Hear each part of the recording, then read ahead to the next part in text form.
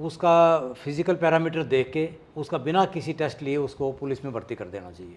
Jobs की काफ़ी applications खेल विभाग में पेंडिंग पड़ी हैं, उनको जल्दी से जल्दी उनको जॉब ग्रांट की ये जाए। विनेश का बड़ा मुद्दा चल रहा है पूरे हरियाणा के साथ हिंदुस्तान में। बड़ा दुर्भाग्य है कि एक अच्छी खिलाड़ी ओलंपिक मेडल से वंचित रहेगी। लेकिन बहुत सारे खिलाड़ी जाते हैं लेकिन मेडल कम आते हैं खिलाड़ी। आज के दिन खिलाड़ी ये नहीं कह सकता कि भाई मेरे को फैसिलिटीज़ नहीं है। नमस्कार, मैं हूं आपका दोस्त विनोद शर्मा और फिलहाल आपको स्क्रीन पर हमारे साथ पूर्व आईएएस और पूर्व कमिश्नर भी कहे जाते हैं इलाके में।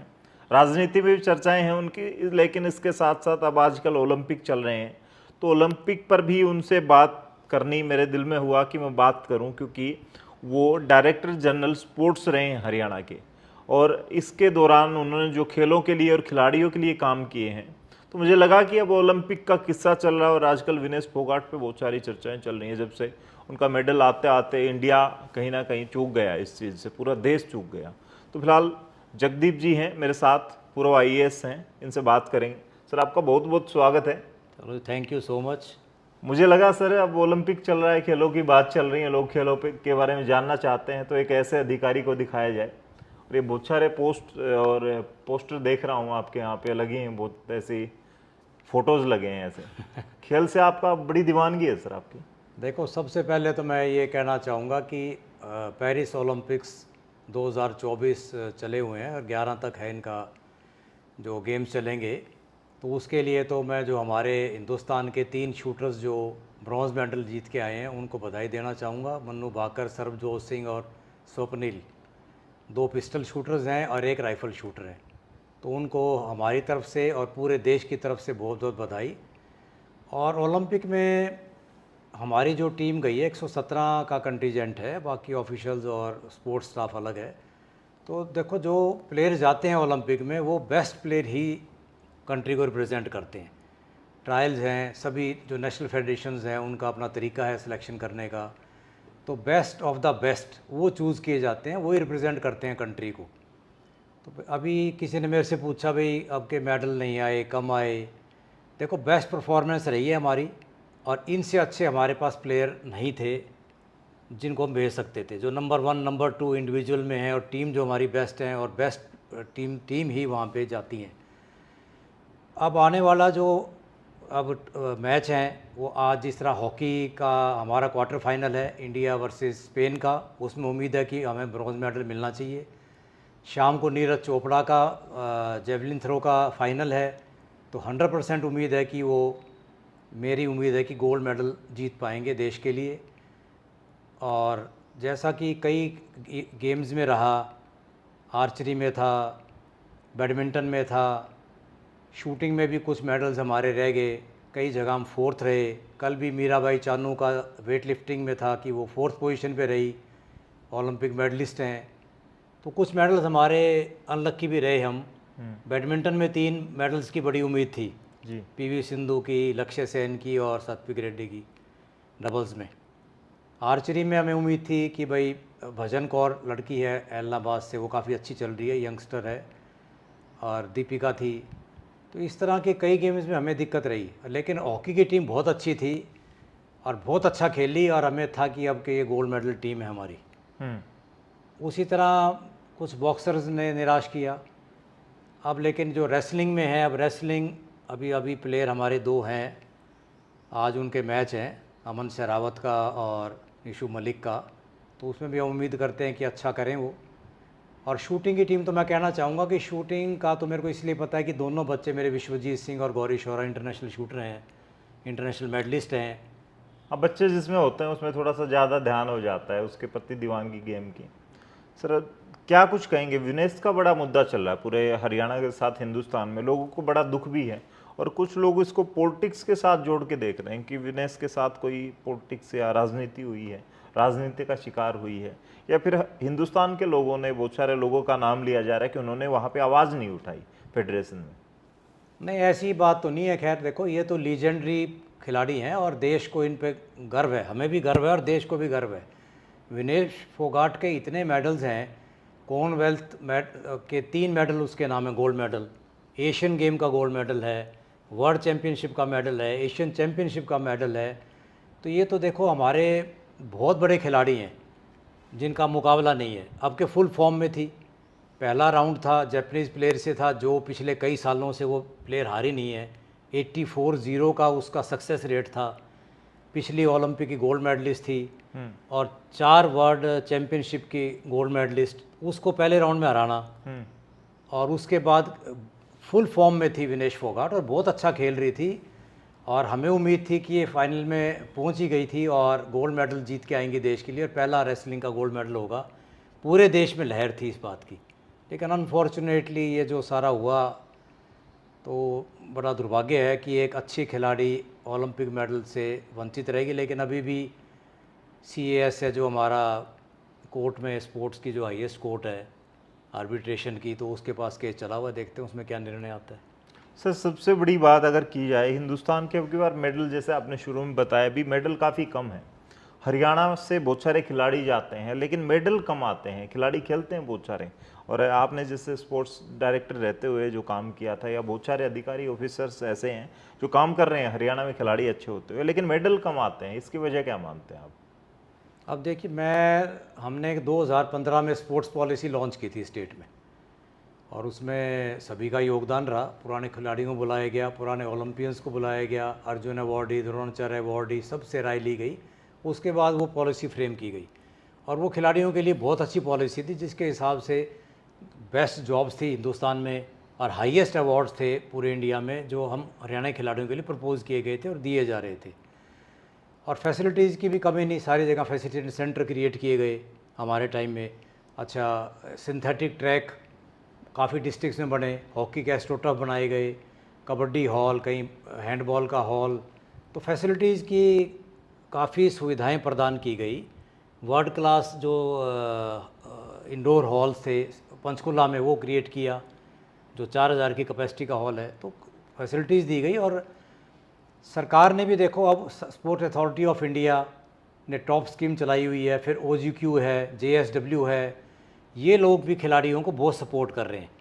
और जो बिज़नेस हाउसेस हैं उन्होंने भी देखो इसमें काफ़ी खिलाड़ी अडॉप्ट किए, उनको सपोर्ट की, फाइनेंशियली सपोर्ट करी, टेक्निकल उनको सपोर्ट करी, कोचेज़ प्रोवाइड किए, इक्विपमेंट्स प्रोवाइड किए और अवार्ड्स भी भाई बहुत अच्छे हैं। आज के दिन खिलाड़ी ये नहीं कह सकता कि भाई मेरे को फैसिलिटीज़ नहीं है, और मेहनत भी करते हैं खिलाड़ी। कई बार अनफॉर्चुनेटली या फॉर्चुनेटली दिक्कत आ जाती है, कई प्लेयर जीत के नज़दीक पहुंच के। अब कितने प्लेयर ऐसे हैं जो हमारे चौथे नंबर पे रह गए, कल मीराबाई चानू, शूटिंग में अर्जुन बबूता, फिर हमारी मिक्स स्कीट की टीम थी वो 4th नंबर पे रह गई, मन्नू भाकर चौथे नंबर पे रही स्पोर्ट्स पिस्टल में।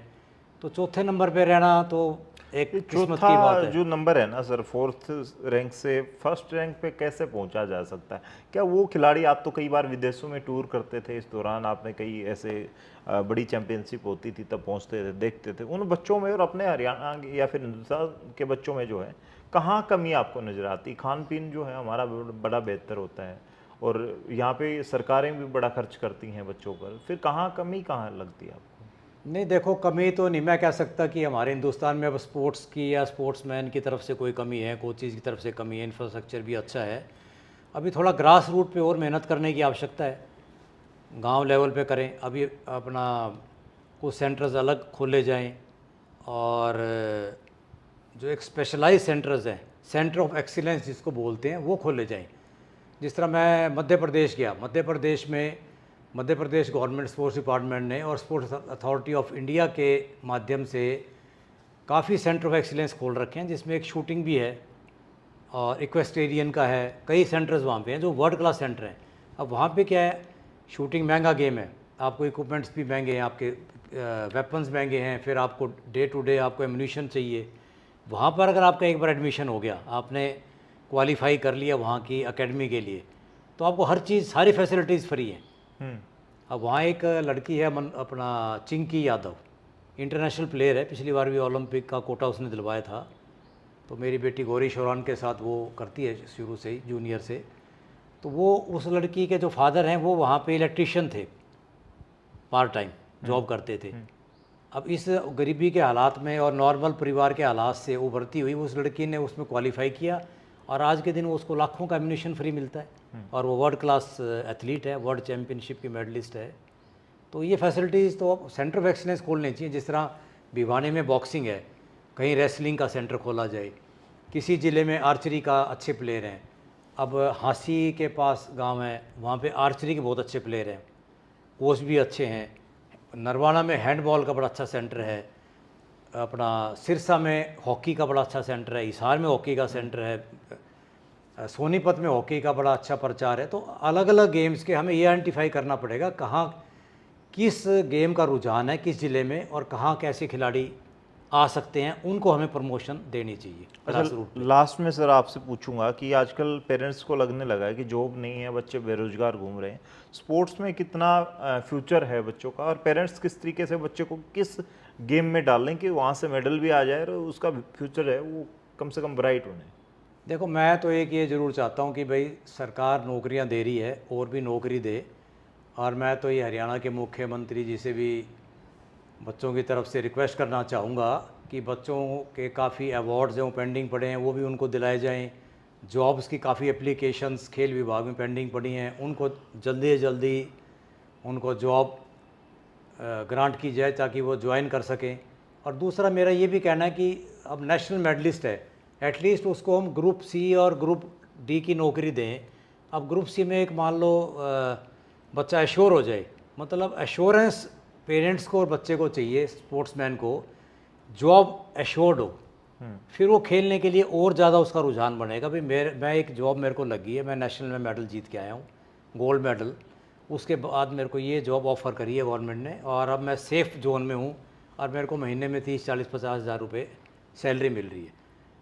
तो वो थोड़ा सरकार को करना चाहिए। अब मैं पुलिस का कहता हूँ, पुलिस में जो नेशनल मेडलिस्ट है उसका फिज़िकल पैरामीटर देख के उसका बिना किसी टेस्ट लिए उसको पुलिस में भर्ती कर देना चाहिए।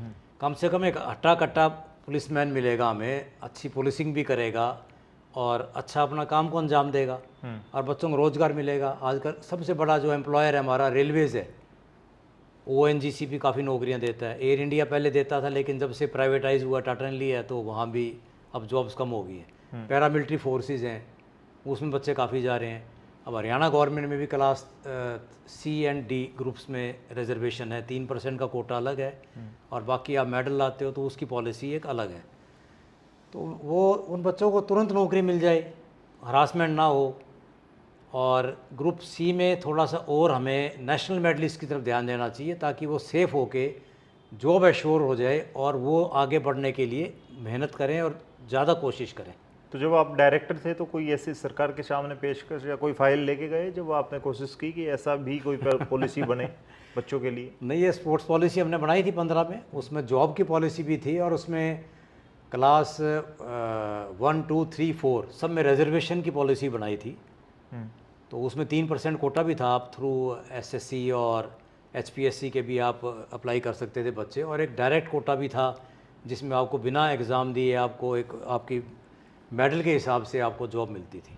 और पीछे जैसे आपने खेल महाकुंभ शुरू किया था आप जब डायरेक्टर थे, उसके साथ साथ 1 करोड़ रुपए की आपकी कुश्ती भी भिवानी में ही हमने देखी थी, और कई ऐसे स्टार्ट किए थे। तो इस तरह से बड़े कंपटीशन होने चाहिए, खास करके हरियाणा में तो बात करें, यहाँ तो खिलाड़ियों का प्रदेश कहा देखो, जाता है। बड़े कंपटीशन से जोश आता है, माहौल बनता है, एक स्पोर्ट्स कल्चर डेवलप होती है, स्पोर्ट्स का माहौल बनता है, उससे स्पोर्ट्समैन के बारे में लोगों को पता चलता है, प्रचार होता है आम जनता में, और प्लेयर की इज्जत बनती है, प्लेयर के बारे में लोग जानना चाहते हैं और जानते भी उनके माध्यम से।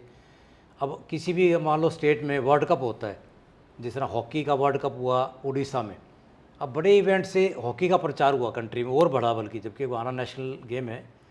तो इस तरह के बड़े बड़े इवेंट्स जो कराए गए उससे माहौल क्रिएट हुआ। अब खेल महाकुंभ की आपको मैं एक मज़ेदार बात सुनाऊँ, उसमें हमने रखा था भाई मिनिमम एज तो जो थी सब जूनियर की, और जो अपर एज की कोई लिमिट नहीं थी, वो फ्री फॉर ऑल किया हुआ था।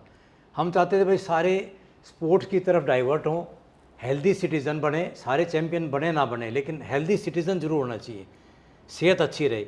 तो वहाँ मैंने देखा पंचकुला में एथलेटिक्स का टूर्नामेंट था खेल महाकुंभ में, तो 30-40 लेडीज़ आई हुई थी जो मे बी अबाउ 70 ईयर्स की थी।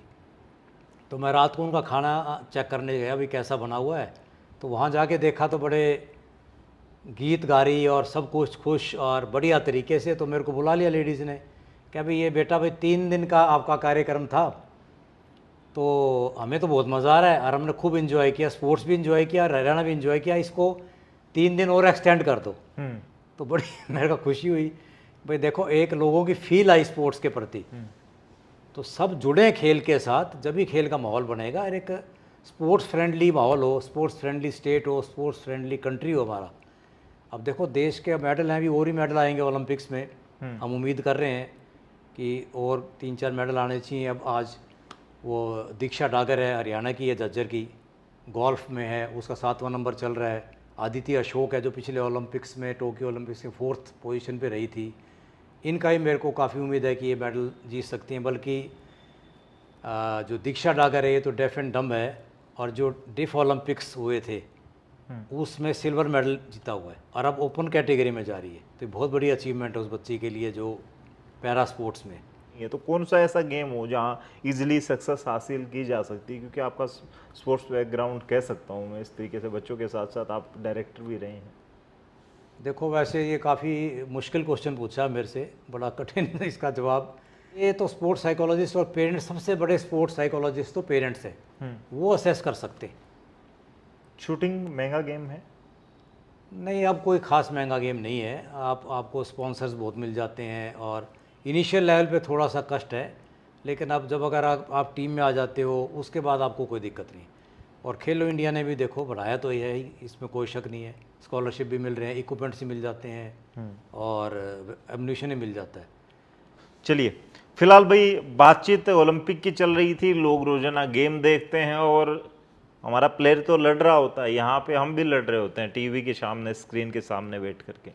मेरे दिमाग में कुछ सवाल थे और आने वाले वक्त में आपका बच्चा भी कामयाब हो। आजकल विनेश पर भी बहुत सारी चर्चाएं सोशल मीडिया पर चल रही हैं, बहुत सारे ऐसे सवाल थे, तो सोचा कि ऑडियंस तक वो चीज़ें पहुँचें। तो और एक सबसे बड़ी बात और कहूँगा, जब डायरेक्टर जनरल थे स्पोर्ट्स के तो इन्होंने बहुत सारे काम किए। सरकार जितनी भी आती हैं उनको ऐसे फैसले लेने चाहिए, जो आदमी जिस चीज़ के लिए काबिल है या जो व्यक्ति जिस चीज़ के बारे में ज़्यादा जानता है उसको ही उस चीज़ को सौंपा जाए तो और बड़ा बेहतर हो सकता है। कि जैसे इन्होंने खेल महाकुंभ और बहुत सारे ऐसे कंपटीशन करवाए, करोड़ों रुपए के दंगल करवाए, ऐसी चीज़ें। क्योंकि एक खेल बैकग्राउंड इनका कह सकता हूँ, जब बच्चे खेलते हैं तो पिता भी साथ साथ खेलता है, उनके भी एफर्ट्स होते हैं, वो बहुत ज़्यादा लगते हैं। आने वाले वक्त में ऐसी ही वीडियोज़ के लिए हम आपके साथ जुड़े रहेंगे, वीडियोज़ लेकर के आते रहेंगे। ये खेल की जानकारी थी उन फैमिली के लिए जो आने वाले वक्त में बच्चों को देखना चाहते हैं, मनु भाकर की जगह, विनेश फोगाट की जगह या फिर नीरज चोपड़ा की जगह। इस वीडियो को शेयर कर दें उन फैमिली तक। तब तक के लिए धन्यवाद। राम राम, जय हिंद।